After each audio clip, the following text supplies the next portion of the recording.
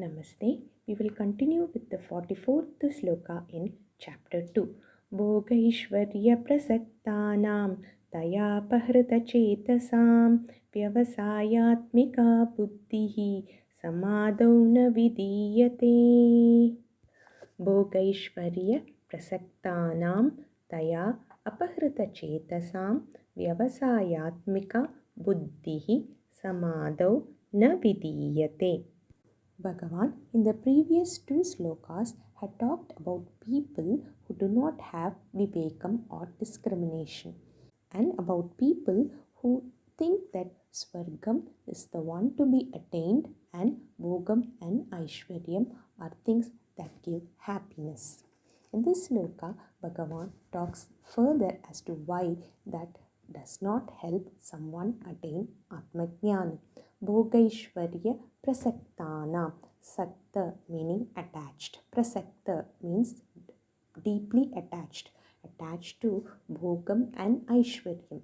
Bhogam here means enjoyment and Aishwaryam meaning all kinds of prosperity. So someone who is attached to enjoyment and various kind of wealth.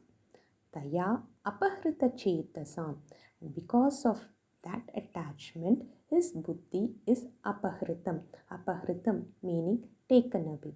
Simply means that his viveka buddhi is clouded.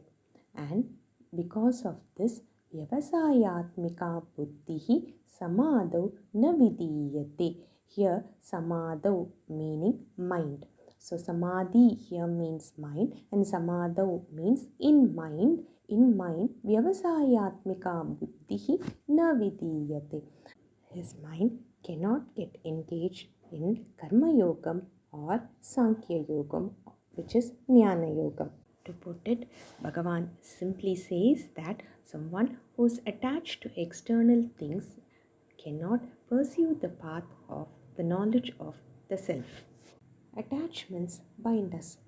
Let us look at a story from Srimad Bhagavatam of Jada-bharata. Bharata was a king. When he reaches his old age, he gives the kingdom to his sons and goes to the forest to do tapas. He sits for long hours in meditation, and one day he hears the sound of a lion. He opens his eyes and sees a pregnant deer drinking water. The deer, frightened because of the sound of the lion, jumps into the water and hits a rock.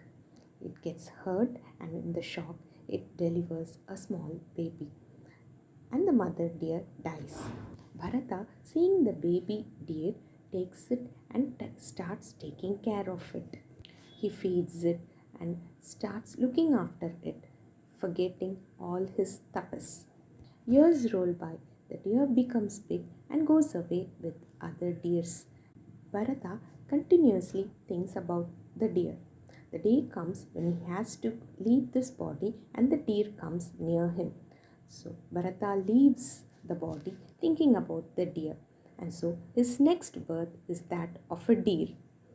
In that birth as a deer, Bharata stays near the ashrams of the rishis and listens to the shastras.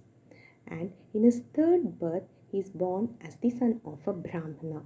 Now, he does not want to do any mistake, and so he keeps calm. He does not talk. Hence, he is called as Jada. Jada meaning dumb. His parents die when he is young, and he does whatever work someone gives. He eats whatever is given to him. Once, a small king wanted to give human sacrifice since he had got a baby. They were looking out for a person who could be given as a sacrifice. So the king's men see Jada-bharata and think that he is the right fit for the sacrifice. They ask him if he will come. Since Jada-bharata never talks, they assume that he is okay and take him to be sacrificed. They dress him well, give him lot of food to eat and take him before Kali. At the time of sacrifice, Kali becomes angry because they are trying to sacrifice a Brahmajnani. She comes out of the statue and kills everybody. Jadabharata doesn't say anything, gets up from the place and walks away. Yet another day, a king called Raghugana was going to meet a saint. His palanquin was supposed to be carried by 8, but there were only 6. So the palanquin carriers, when they see Jadabharata, ask him to help. Jadabharata doesn't say anything. He goes and carries the palanquin.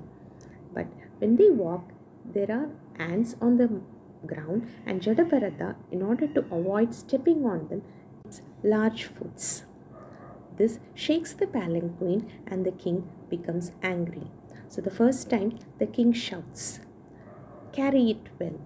Second time, the palanquin carriers tell that it is Jadabharata who's making the mistake. So the king talks to Jadabharata. He says that you are weak, you are thin, insults Jadabharata. It is for the first time that Jadabharata talks to the king there. Jadabharata says that thinness, weakness are all properties of the body.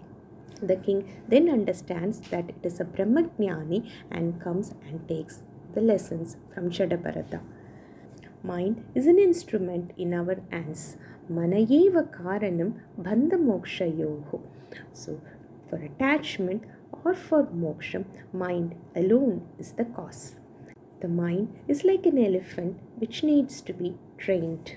The mahout trains it for lots of days so that it would listen to him. Similarly, this mind can be trained, and one such way of training is japam. Just as the mahout gives a stick in the trunk so that the trunk doesn't move this way and that way, this mind can be given the stick of mantra so that it does not go here and there.